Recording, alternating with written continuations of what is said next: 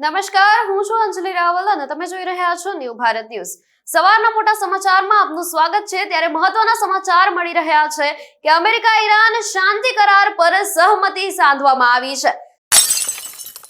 19 જૂને સ્વિટ્ઝરલેન્ડમાં હસ્તાક્ષર થશે અને તમામ મોરચા પર યુદ્ધ વિરામ લાગુ થવાની શક્યતા છે।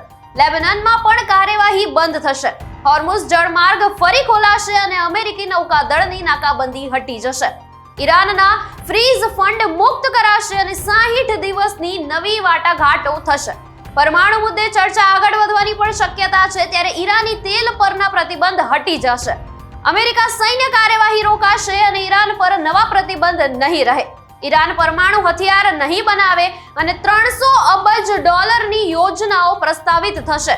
હોર્મુઝમાં અવરોધ દૂર કરાશે। ત્યારે યુદ્ધ વિરામ બાદ બેઠકો યોજાશે અને ટેકનિકલ ચર્ચાઓનો તબક્કો શરૂ થશે। કરારને યુએન મંજૂરી મળશે। ત્યારે પાકિસ્તાન મધ્યસ્થ તરીકે જોડાયું છે। ત્યારે શુક્રવારે સત્તાવાર સમારોહ યોજાશે। તો બીજી તરફ અમેરિકા અને ઈરાન વચ્ચેના કરાર પર નવો વિવાદ। વોશિંગ્ટને તેલ ભંડોળ મુક્ત કરવાનો ઈરાનનો દાવો ફગાવ્યો છે। પ્રતિબદ્ધતા પૂરી કર્યા વગર ફંડ મુક્ત નહીં થાય એવું અમેરિકા દ્વારા નિવેદન આપવામાં આવ્યું છે। ત્યારે ઈરાની ઉપ વિદેશ મંત્રીના નિવેદન બાદ અમેરિકાની આખરી પ્રતિક્રિયા અગાઉ $24 અબજ મુક્ત કરવાની ઈરાને શરત મૂકી હતી। કરારના અર્થઘટનને લઈને બંને દેશો વચ્ચે વ્યાપક મતભેદ વાટાઘાટો શરૂ થાય તે પહેલા ફંડ રિલીઝ કરવાનો વિવાદ હતો। સત્તાવાર હસ્તાક્ષર પૂર્વે જ શાંતિ પ્રક્રિયામાં મોટો ગતિરોધ છે। અમેરિકી વહીવટી તંત્રનું વલણ સખત થતા અનિશ્ચિતતા વધી ગઈ છે। ત્યારે વૈશ્વિક પીસ ડીલના અમલીકરણ પર શંકાના વાદળો ઘેરાયા છે। તો વૈશ્વિક શાંતિ કરારના એંધાણ વચ્ચે એક મોટા સમાચાર સામે આવ્યા છે। યુદ્ધ સમાપ્તિના સંકેતથી શેર બજારમાં તેજી આવી। અમેરિકા ઈરાન કરારની જાહેરાત બાદ એશિયન બજારો ઉછળ્યા છે।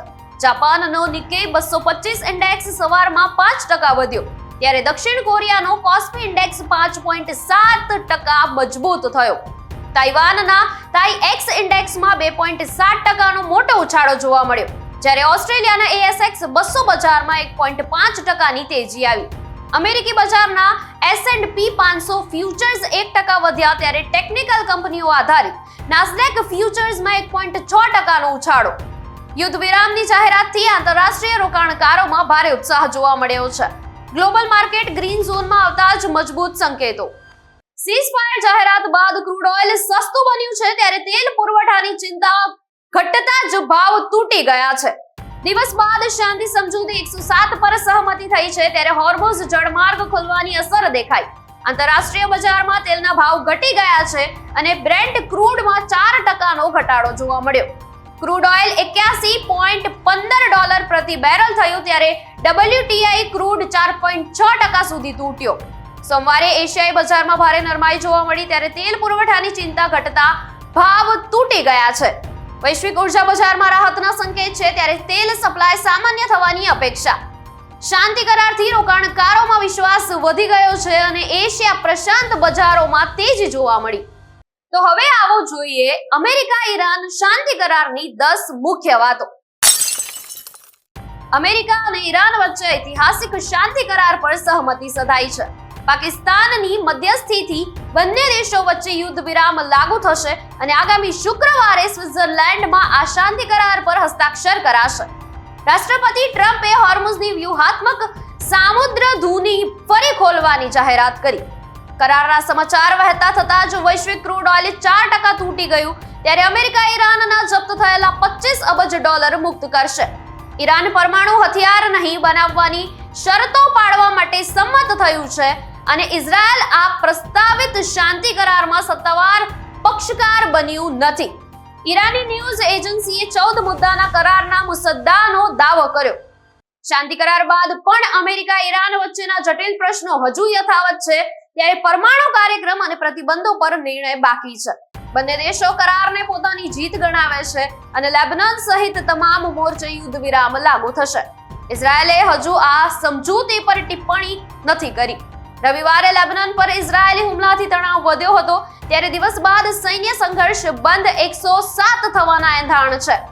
પરમાણુ કાર્યક્રમ મુદ્દે નિર્ણય હજુ બાકી છે અને પ્રતિબંધોમાં રાહત પર ચર્ચા બાકી છે.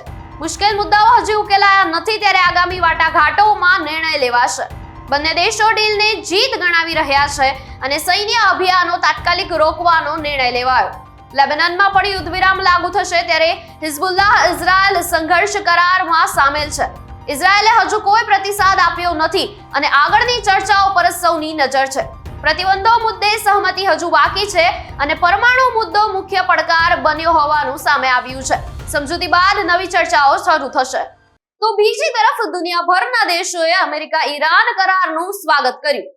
શાંતિ પ્રક્રિયાને આગળ વધારવા કતારના વડાપ્રધાનની આશા બ્રિટિશ વડાપ્રધાન કીર સ્ટારમરે કરારને મહત્વપૂર્ણ પગલું ગણાવ્યું. યુએન સેક્રેટરી જનરલે મધ્યસ્થી કરનારા દેશોની પ્રશંસા કરી. પાકિસ્તાન, તુર્કી અને સાઉદી અરેબિયાની ભૂમિકાની સરાહના. ફ્રેન્ચ રાષ્ટ્રપતિ મેક્રોનની કરાર વહેલી તકે લાગુ કરવા અપીલ કરવામાં આવી. તુર્કીના રાષ્ટ્રપતિ એર્દોઆને ભડકાઉ કાર્યવાહીથી બચવા જણાવ્યું. વાતચીત અને કૂટનીતિ દ્વારા સ્થાયી શાંતિની ઓસ્ટ્રેલિયાની અપીલ છે. વૈશ્વિક નેતાઓએ શાંતિ કરારને આપ્યો વ્યાપક ટેકો. આંતરરાષ્ટ્રીય સ્તરે રાજદ્વારી સંબંધો સુધારવાના મજબૂત સંકેત સામે આવ્યા. તો આવો જોઈએ એમઓયુમાં શું સામેલ છે. તમામ મોરચે તાત્કાલિક યુદ્ધ વિરામ લાગુ કરાશે. નવું યુદ્ધ નહીં કરવાની ગેરંટી અપાશે. અમેરિકા ઇઝરાયલ તરફથી સુરક્ષા ખાતરી આપશે. હોર્મુઝમાંથી નૌસેનાની નાકાબંધી હટાવાશે અને ઈરાની જહાજો પરના પ્રતિબંધ દૂર થશે. દરિયાઈ વેપાર 30 દિવસમાં પુનઃ સ્થાપિત થશે અને હોર્મુઝ સ્ટ્રેટ ફરીથી ખોલવામાં આવશે. ઈરાનના ફ્રીઝ થયેલા ફંડ મુક્ત થશે. શરૂઆતમાં અડધા ફંડ મુક્ત કરાશે. ઈરાન પરના પ્રતિબંધ હટાવવાની પ્રક્રિયા પણ શરૂ થશે અને પ્રાઇમરી સેકન્ડરી પ્રતિબંધો પર ચર્ચા થશે. અમેરિકા સૈન્ય હાજરી ઓછી કરશે ત્યારે ઈરાન પરમાણુ હથિયાર નહીં બનાવે. દિવસમાં આખરી સમજૂતીનો સહિત પ્રયાસ થશે. અમદાવાદ ભાજપના સામે આવ્યો આંતરિક વિવાદ. ભાજપના પૂર્વ મહિલા કોર્પોરેટર જ અસુરક્ષિત હોવાનો દાવો છે. પક્ષના જ કાર્યકર્તાઓ ધમકી આપતા હોવાનો આક્ષેપ છે. પરિવારને જાનથી મારી નાખવાની ધમકીઓ મળી અને મુખ્યમંત્રી અને પોલીસ અધિકારીઓને લેખિત રજૂઆત કરવામાં આવી. દબાણ હટાવવાના મુદ્દે પાડોશીઓ સાથે મનદુખ થયું હતું અને પરિવારને કારની ટક્કર મારવાની ધમકી અપાઈ. અનેક લોકો સામે નામજોગ આક્ષેપ કરાયા છે ત્યારે ધારાસભ્યના નજીકના લોકો પર આક્ષેપ થયા. પ્રતિભા દુબેએ ઉચ્ચ અધિકારીઓને રજૂઆત કરી છે અને વકીલ ધર્મેન્દ્ર ચૌહાણે આક્ષેપો તદ્દન ખોટા ગણાવ્યા છે. ધારાસભ્યને બદનામ કરવાનો પ્રયાસ હોવાનો વળતો દાવો કરવામાં આવ્યો છે અને સુરક્ષા આપવા અગાઉ પણ માંગ કરાઈ છે. તો ગુજરાત તરફ ચોમાસાની ગતિ ધીમી પડી હોવાના સમાચાર વચ્ચે રાજ્યમાં હવામાન વિભાગે આગાહી કરી છે કે ખેડૂતો માટે પણ ચોમાસાના મોડા આગમનના ચિંતાજનક સંકેતો સામે આવ્યા. ચાલુ વર્ષે ખેતીના આયોજન પર મોટી અસર પડી શકે છે. ગરમીથી અકળાયેલા નાગરિકોએ હજુ વરસાદની રાહ જોવી પડશે. અલ નીનોની અસરોને કારણે ચોમાસાની સિસ્ટમ નબળી પડી ગઈ છે. જૂન સુધી વાવણી લાયક વરસાદ મુશ્કેલ છે. દક્ષિણ પશ્ચિમ ચોમાસું ધીમે આગળ વધી રહ્યું છે ત્યારે મહારાષ્ટ્ર પહોંચેલું ચોમાસું અચાનક અધવચ્ચે જ અટવાયું છે. દક્ષિણ ગુજરાત અને સૌરાષ્ટ્રમાં માત્ર હળવા ઝાપટા પડશે અને સૌરાષ્ટ્રના દરિયાકાંઠે હળવા વરસાદની સંભાવના છે. કચ્છના કેટલાક વિસ્તારોમાં ઝાપટા પડી શકે છે અને સૌરાષ્ટ્ર અને કચ્છના દરિયાકાંઠે ભારે પવન ફૂંકાશે. દરિયાકાંઠાના વિસ્તારોમાં 50 કિલોમીટરની ઝડપે પવન ફૂંકાશે અને દરિયાકાંઠાના વિસ્તારોમાં વાદળછાયું વાતાવરણ પણ જોવા મળશે. આગામી અઠવાડિયામાં તાપમાનનો પારો ફરી વધી શકે છે. ગુજરાતમાં ટ્રાફિક નિયમોના સરેઆમ ધજાગરા ઉડી ગયા. રાજ્યમાં રોંગ સાઇડ ડ્રાઇવિંગ કરનારાઓનું પ્રમાણ વધી ગયું છે ત્યારે હેલ્મેટ અને ઓવર સ્પીડિંગમાં સૌથી વધુ દંડ વસૂલાયો. ચાલુ વાહને મોબાઈલ વાપરનારાઓ સામે તંત્ર લાલ આંખ કરી રહ્યું છે અને સીટ બેલ્ટ નહીં પહેરનારા ચાલકો પણ દંડાયા છે. ગુજરાતમાંથી કુલ 40.65 લાખ ચલણ ઇસ્યુ કરાયા ત્યારે બેદરકાર ડ્રાઇવિંગ બદલ દરરોજ 25,000 ચાલકો દંડાયા.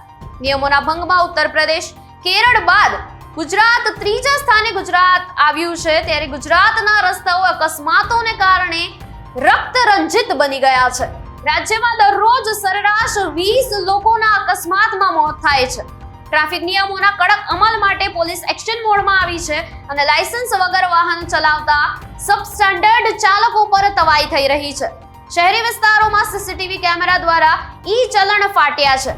માર્ગ અકસ્માતોનો ગ્રાફ ચિંતાજનક રીતે ઉપર પહોંચ્યો છે, ત્યારે હાઈવે પર ઓવર સ્પીડિંગ રોકવા સ્પીડ ગન તૈનાત કરાશે. દંડની રકમ વધવા છતાં નિયમો પ્રત્યે જનતા ઉદાસીન છે. ટ્રાફિક બ્રિગેડ અને પોલીસ જવાનોનું સઘન ચેકિંગ શરૂ થયું છે અને નશાકારક હાલતમાં ડ્રાઇવિંગ કરનારાઓ સામે કડક કાયદાકીય પગલાં લેવામાં આવશે. સમગ્ર વિશ્વમાં 14 જૂનના રોજ વિશ્વ રક્તદાતા દિવસની ઉજવણી કરવામાં આવી રહી છે, જેના ભાગરૂપે સાબરકાંઠા જિલ્લાના મુખ્ય મથક હિંમતનગરની GMERS સિવિલ હોસ્પિટલ ખાતે પણ એક ભવ્ય રક્તદાન કેમ્પનું આયોજન કરવામાં આવ્યું હતું.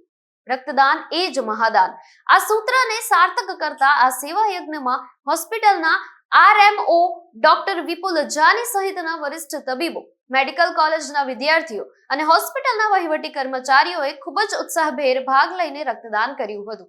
આ વિશેષ દિવસ નિમિત્તે સિવિલ હોસ્પિટલ પરિસરમાં નાગરિકોમાં જનજાગૃતિ લાવવા માટે એક આકર્ષક રંગોળી પણ બનાવવામાં આવી હતી. ઉલ્લેખનીય છે કે હિંમતનગર સિવિલ હોસ્પિટલ દ્વારા દર વર્ષે અંદાજે 15,000 યુનિટ જેટલું રક્ત એકત્રિત કરવામાં આવે છે. આ રક્તનો ઉપયોગ પ્રસૂતિ દરમિયાન જરૂરિયાતમંદ માતાઓ, એનિમિયાના દર્દીઓ તેમજ અકસ્માતમાં ભોગ બનેલા ગંભીર ઈજાગ્રસ્તોનો જીવ બચાવવા માટે કરવામાં આવે છે. આજના વિશેષ કેમ્પ દરમિયાન કુલ 51 બોટલ રક્ત એકત્રિત કરાયું હતું.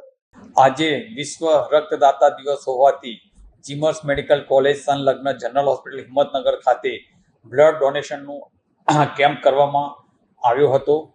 આજના કેમ્પમાં medical student, second year, third year, first year અને ઇન્ટર્ન્સ ડોક્ટરે પાર્ટિસિપન્ટ એટલે કે ભાગ લીધો હતો અને એમના દ્વારા બ્લડ આજે આપવામાં આવ્યું છે. આપણી હોસ્પિટલમાં લગભગ આશરે 14 થી 15,000 યુનિટ બ્લડ યુનિટ દર વર્ષે ઇસ્યુ કરવામાં આવે છે અને એ જે બ્લડ છે એ જેવી કે પ્રેગ્નન્સી એટલે કે ધાત્રી માતાઓ હોય, પછી જેના શરીરમાં લોહીનું પ્રમાણ ઓછું હોય, રોડ ટ્રાફિક એક્સિડન્ટ થયેલો હોય, આવા દર્દીઓને આપણે અહીંયાથી બ્લડ આપવામાં આવે છે. જો તમે 1 યુનિટ બ્લડ ડોનેટ કરો તો એમાંથી 3 વ્યક્તિઓનો જીવ આપણે બચાવી શકીએ છીએ. એટલે આજે રક્તદાતા દિવસ હોવાથી 1 યુનિટ બ્લડ આપી અને આપણે બીજા માણસનો જીવ બચાવી શકીએ એવું આપણે આયોજન કરેલું છે. અને લગભગ આજે અમારી હોસ્પિટલમાં લગભગ 51 જેટલી બોટલો યુનિટ જમા થયેલ છે. સમાચારમાં હાલ માટે બસ આટલું જ. વધુ સમાચાર જોવા માટે જોડાયેલા રહો ન્યૂ ભારત ન્યૂઝ સાથે. નમસ્કાર.